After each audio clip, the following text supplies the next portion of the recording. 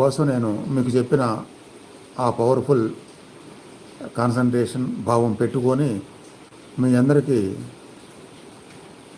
ఆ జగన్మాత యొక్క ఆ జగత్పిత యొక్క అనుగ్రహం కలగాలనే భావాన్ని నేను పెట్టుకొని ఆ అమ్మవారి నేమ్ చెప్తూ మీ నేమ్ కూడా చెప్తాను, మీకు అలా కలగాలనే భావంతో.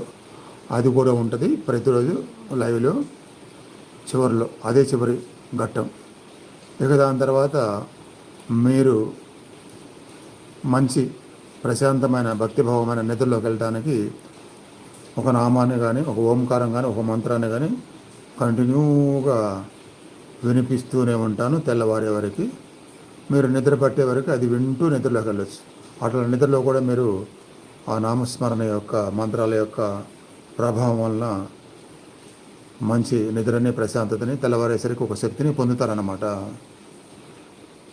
ఇంత వివరణ ఉంది ప్రతిరోజు